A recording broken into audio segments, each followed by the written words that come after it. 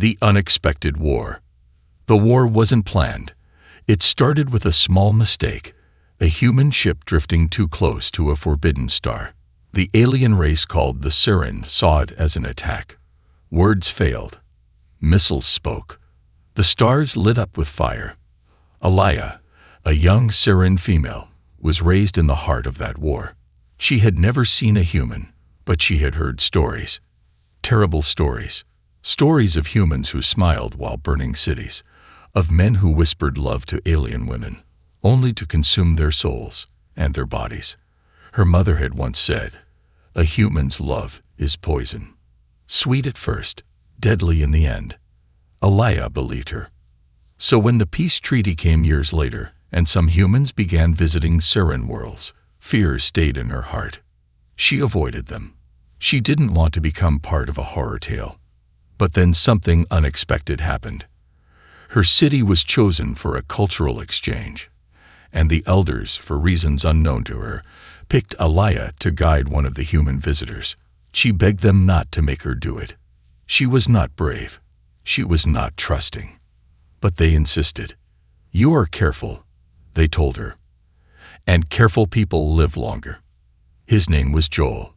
He arrived with nothing but a translator chip and a kind smile. He was tall, his skin tanned from Earth's sun, and his eyes had a strange softness. He greeted her with a small bow. "I hope this isn't too awkward," he said gently. "I know we've had history." Alaya said nothing at first. She nodded stiffly and turned away. She didn't want to talk. She didn't want to trust. He followed her quietly through the city. They visited the glowing crystal towers, the singing lakes, and the floating markets. She spoke only when needed. He never pushed. He asked no personal questions. And that confused her. A week passed. Then two. He didn't act like the monster her people described. He didn't touch her, didn't stare too long, didn't lie or act clever. He just listened. He helped an old vendor carry boxes. He gave his food to a hungry child. He laughed at silly things, like birds tripping over their own wings. One evening, as they walked past a quiet garden, he turned to her and said, "Do you really believe I'm here to hurt you?" She froze. Her heart beat fast. His eyes weren't cruel. They were tired. Lonely. "I don't know what to believe," she whispered. "My people say love from your kind ends in death." Joel looked at the stars. "My people say the same thing. About yours." They stood there for a long time, the wind between them saying more than words could. But peace never lasts without scars. That night, a rebel group attacked the human housing quarters. They didn't want peace. They didn't want humans walking their streets. Joel was among those caught in the blast.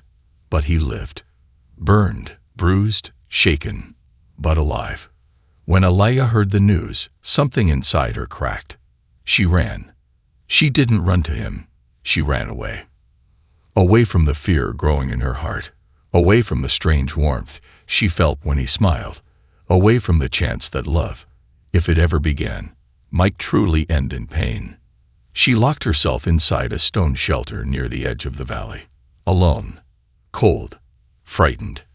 And that's when she heard it. A knock. Soft. Steady. Patient. "Alaya." A voice called gently. "I'm not here to hurt you. I just want to know. Are you okay?" Her breath caught. She couldn't believe it. He had found her. Why didn't he get angry? Why didn't he demand answers? Why didn't he leave? The knocking didn't stop. He wasn't forcing the door open. He was waiting. The knock that shook her walls. Alaya didn't move. She stood still in the small room, back pressed against the cold stone wall, heart pounding in her chest. The knock came again. Not loud. Not angry. Just gentle. Like a question with no pressure. She hated how her hands trembled. She had locked the door tight. No one could break it from outside without explosives. The elders built these shelters for war survivors. It was her safe place. And yet she didn't feel safe now. Not because Joel was dangerous, but because he wasn't. She remembered his voice. Soft, careful, honest, and how that made her feel things she didn't want to feel. "Alaya," he said again, "I'm not here to argue. I just wanted to make sure you were safe. I'll stay outside. You don't have to speak." He didn't yell, didn't demand. He sat down outside the door. She heard the sound of him settling against the stone wall. She could picture him leaning back, arms around his knees. He was probably looking at the stars again. He always did that. A full minute passed. Then another. Still silence, but not the heavy kind. It was peaceful. She sat down too on the other side of the door. Her eyes stayed on the floor, her mind fighting with itself. Why was he here? Why wasn't he angry that she left without a word? Why didn't he blame her? The wind outside whispered through the narrow vents, bringing with it the scent of night bloom, flowers that only opened when the sky was darkest. She closed her eyes and remembered Joel picking one once, gently holding it like it was alive, not just pretty. She almost smiled. Almost. Joel spoke again. His voice was calm. "I know why you ran," he said. "You've heard stories. I've heard them too." She clenched her fists. He didn't stop. "My brother died in the war," he said, as Syrian fighters shot his ship down. He was 19. He never even saw your world. Alaya's breath caught. She didn't expect that. "But I don't hate your people," Joel said. "I hated the war. I hated the lies." His voice cracked a little. "I came here hoping to understand, not to fall for someone." Her heart skipped. "But I did." Silence. Her throat tightened. She pressed her forehead against the cold door, eyes closed. She didn't want to cry. Not for him. Not for herself. But the walls she had built were shaking. Not because of war. Not because of fear. Because of kindness. She remembered what her mother once said. Humans smile while hiding sharp teeth. But Joel had never hidden anything.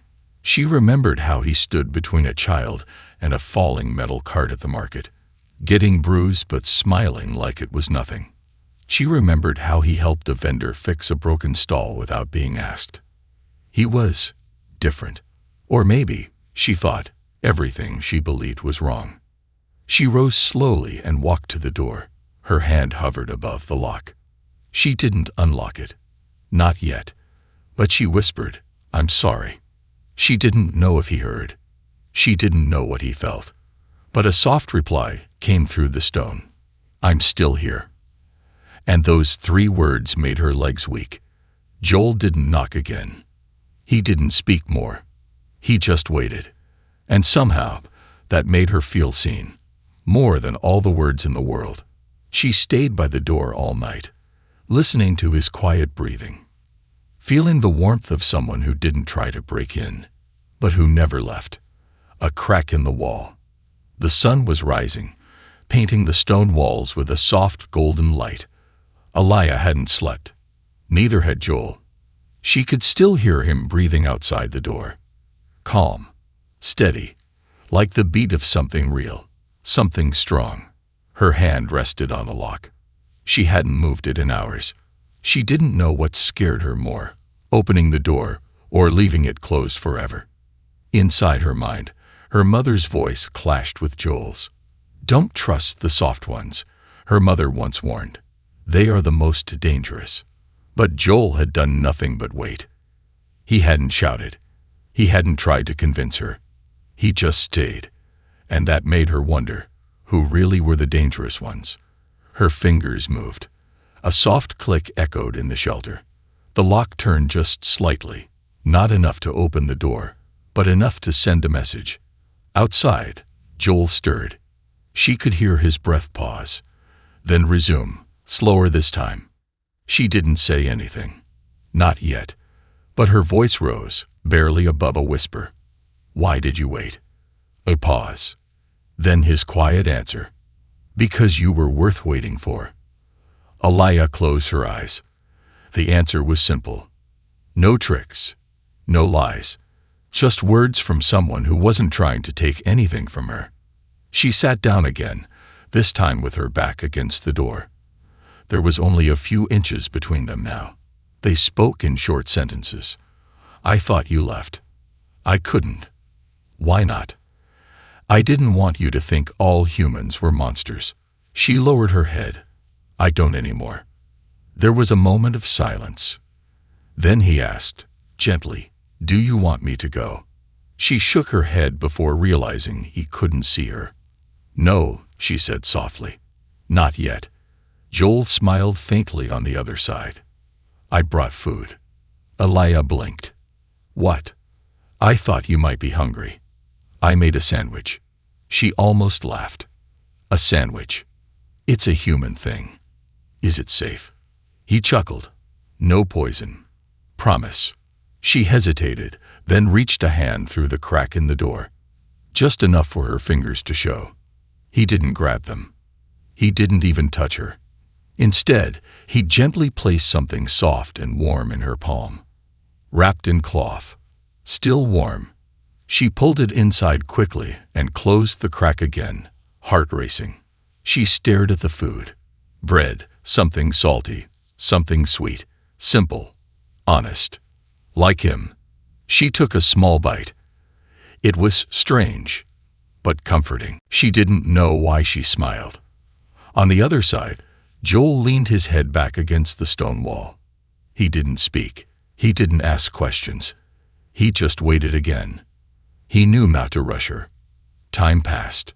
The sun moved higher in the sky. Birds chirped. Wind rustled the dry leaves. The world was quiet, but something had changed. There was now a crack in the wall. And through that tiny space, something new had started to grow. Not love. Not yet. But maybe. Hope. Whispers beyond the door. The next morning, the knock didn't come. Not once. Alaya sat by the door, eyes wide open, waiting for that soft sound she had gotten used to. But there was nothing. Only the wind and the distant chirping of skylarks. She pressed her ear to the door. No breathing. No footsteps. No Joel. Her chest felt tight.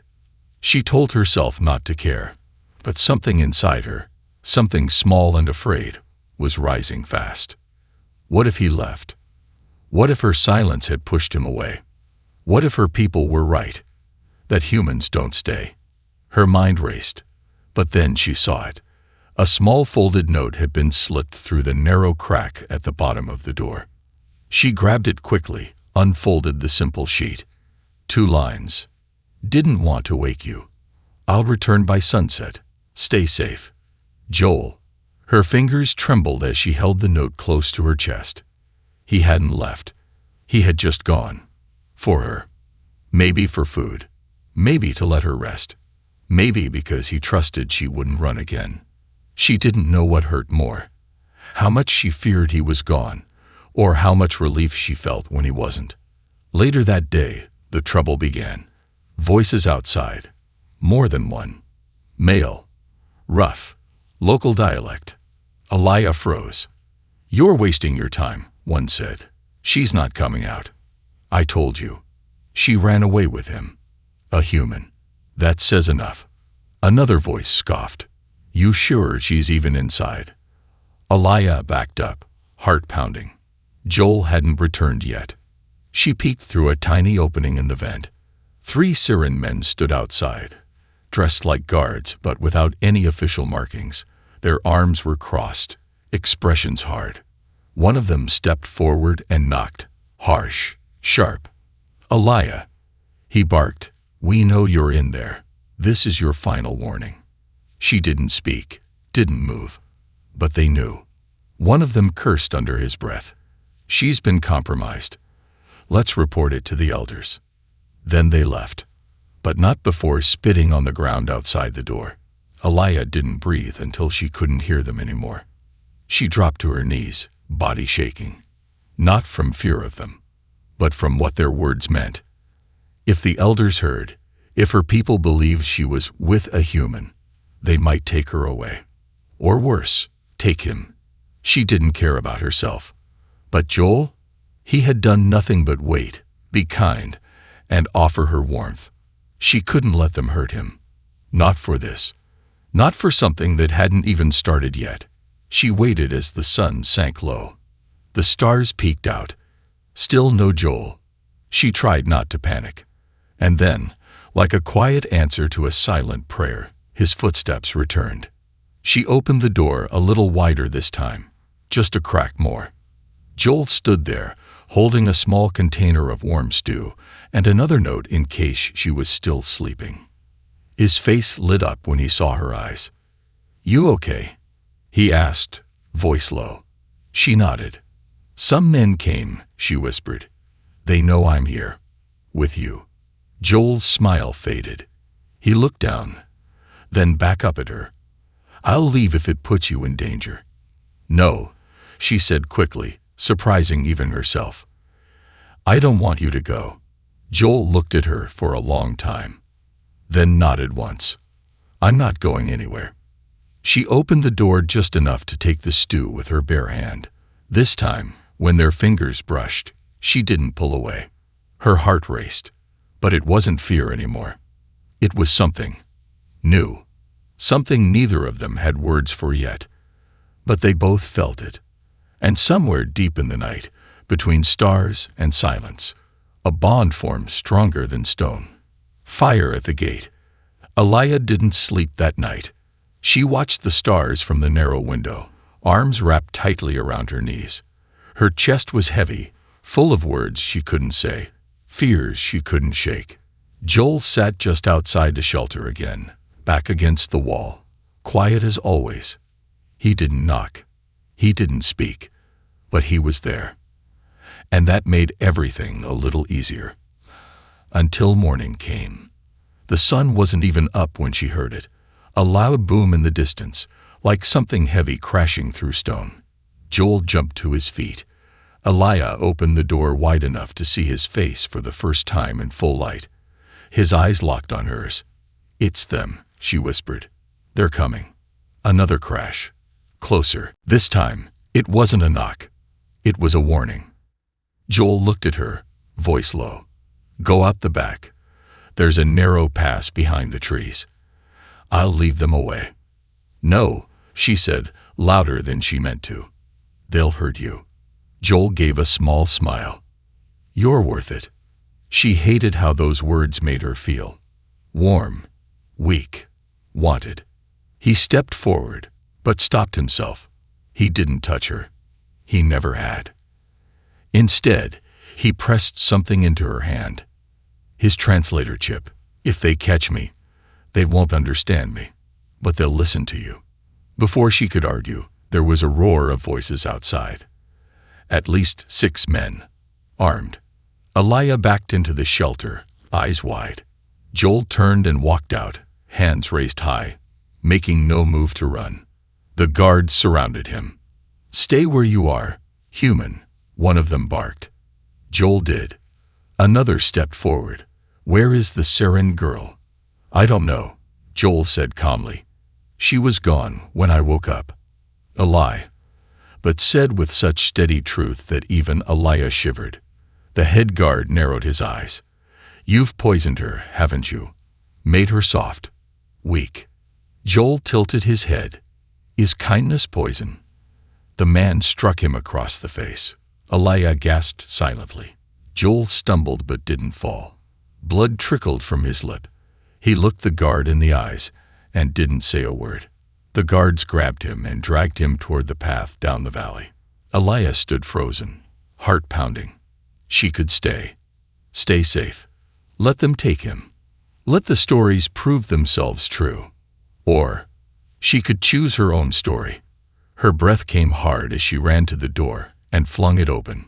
"Stop," she shouted. Everyone turned. She ran toward them, the translator chip still clutched in her hand. "He didn't harm me," she cried. "He protected me, fed me, waited outside this door day and night, never once crossing the line I set." The guards looked confused. The leader glared. "You've been tricked." "No," she said. "You've been blinded." She stepped beside Joel now, standing between him and the guards. She didn't know where her courage came from, but it was there. "Maybe your stories were wrong," she said softly. "Maybe love doesn't always end in death. Maybe sometimes it ends in healing." The guards didn't speak. The wind blew through the valley. Joel looked at her, eyes shining. Aliyah didn't look back. She just stood there, unafraid, unmoving, like a flame that refused to go out. And for the first time in her life, she realized she wasn't running anymore. Judgment under the sky. The city gates had never seen such silence. Joel walked in with his hands tied, bruises blooming across his jaw, his head held high. Beside him, Aliyah moved like a shadow, silent, steady, but burning from the inside. They were surrounded by guards, yet somehow it felt like they walked alone. The path led straight to the Hall of Voices, the heart of the Syrian government. Aliyah had never stood there before. Only elders and leaders entered that place. Now she was being judged there. Because of him. Because of her choice. Inside, the tall ceiling shimmered with gold thread banners. The walls pulsed faintly with old tech, storing the words of their ancestors. Elders sat high in a curved row, their expressions cold. One of them finally spoke. "Aliyah of the mid-spire, you broke protocol. You hid a human. Lied about your whereabouts. What do you have to say?" Aliyah's voice was soft, but steady. "I did not hide him. He stayed at my door and waited. He harmed no one." Another elder leaned forward. "And yet you opened the door." Aliyah met his eyes. "Yes. Why?" She turned slightly, looked at Joel. He stood quietly behind her, bleeding lip, hands still bound, but his eyes were calm, full of something she didn't understand, something warm. She looked back at the elders. "Because he never forced me to. Because every story you told me never prepared me for him." Murmurs rose across the chamber. "He is human," one voice snapped. "Their kind brought war. Your own family was lost to their fire."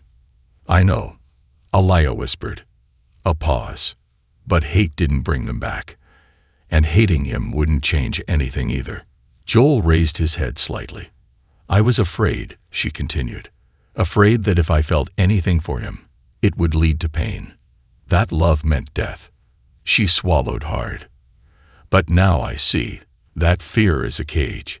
And he stood outside that cage, not to open it for me, just to be there if I ever walked out." The silence that followed was heavy. One elder looked down at Joel. "And you, human, do you deny using charm or false emotion to mislead her?" Joel shook his head slowly. "I didn't mislead her. I just stayed." "Why?" the elder snapped. Joel took a breath. "Because she mattered." One sentence. That was all. But it hit like thunder. The room felt different now. A younger voice, softer than the rest, rose from the edge of the circle. "And if we ask you to leave, will you go?" Joel didn't flinch. "If she asks me to, I'll go." All eyes turned to Aliyah again. Her throat tightened. Every part of her wanted to run, to return to the shelter, to be invisible. But she didn't. "I want him to stay," she said clearly. "Not because I'm confused, not because I've been tricked, but because for the first time, someone saw me. Not a Syrian, not a name, just me." The elder council fell into silence once more. Then came the unexpected. A voice from behind the chamber, deep, familiar. It was her grandfather, a former general, a war survivor, a legend. He stepped forward with slow, firm steps. All the elders stood in respect. He looked old, tired, but his eyes were sharp. He looked at Joel, then at Aliyah, and then at the council. "Perhaps it is time," he said, "that we stop teaching our children who to fear, and start teaching them who to understand."